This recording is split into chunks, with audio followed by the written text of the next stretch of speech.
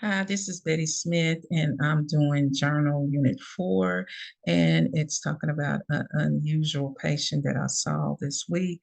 I did have a very unusual week because this is the first week of clinicals that I did, and I did the whole week, and it was a long week. He saw a lot of patients, but that was very good because I got a lot of encounters. Um, the one thing that really was kind of weird that I've never seen before, and my preceptor kind of warned me, is that it was a male that came in and he professed to be a werewolf. And so um, he's not really, like he said, diagnosed because when he was saying he's diagnosed with depression, and he's like, but um, my preceptor said he didn't really know how to categorize him because this man is a very high functioning man. He's like an engineer. He answers questions correctly. He is uh, on the scope. He's like I said, he passed all the tests except that like he has like uh, PH PHQ-9. I'm saying he had like some mild depression, which he is taking Zoloft 25 milligrams. But as he's like really delusional thoughts or anything, it's kind of weird because he's not granulosis, he was saying, because he's like, he has a normal conversation is really weird.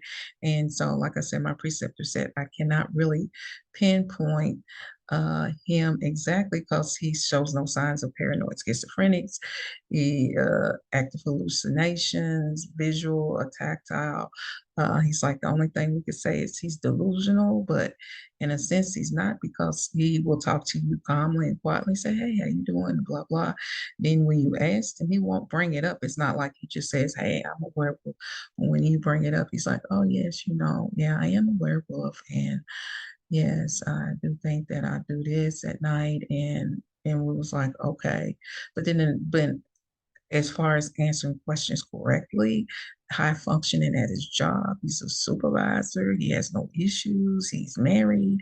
His wife don't think he's weird. And he even laughs and he's like, I know people probably think I'm weird, but I know that I am this. So that was very unusual because we did not know he was, saying, my preceptors is been in the business for a while, and he was like, this one stuns him. So he just really treats him for depression and do a little psychotherapy with him. He just comes and talks about it. And he was like, he's not trying to kill anybody. He's not suicidal. He's not homicidal. Um, my weakness for that, when we discussed it afterwards, I was like, I was baffled too, because he's like, what do you think? My preceptor said after this, talking to the gentleman, I'm like, the man is so highly functional, lives a high functional life, drives a nice car, very polite, don't talk about killing anybody, but he'll just mention that I am a werewolf and just, but it's not a grandiose kind of thing. So that was something that I would not be able to put into a box. That's something that DS, like you said, DSM-5, it's just where would we categorize him? And so, like you said, he does have some mild depression, so he treats him for that, and he likes to have a little psychotherapy, but the psychotherapy is not grandiose and it's not based on him thinking he's a werewolf. And when you ask him general, what he's very vague about it, so he doesn't go into much detail. So he is like one of those, yeah, off the scales. For me, it's the first time when I really like my preceptor.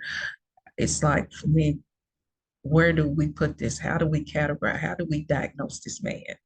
You know what I'm saying? This highly functional, people love him, his wife, his family, his kids, his job, does great at his job. How do we categorize him? So for me, that would be a very big weakness because this is something out that I never, at least I have an ideal or differentials. And our differentials is just like, and he doesn't even have anxiety. Have done a GAD test. So um, that one would stun me. My strengths are that I do have a history in insight. Um, my weakness would be that coming upon a patient like this, not being able to diagnose. Um, for myself, I felt that my ego was a little bruised because, usually we can, I've known it, been in the field for a long time, as an RN. So um, it really took me back, like it took the preceptor back, my preceptor, it's like, okay, some things we have to rethink.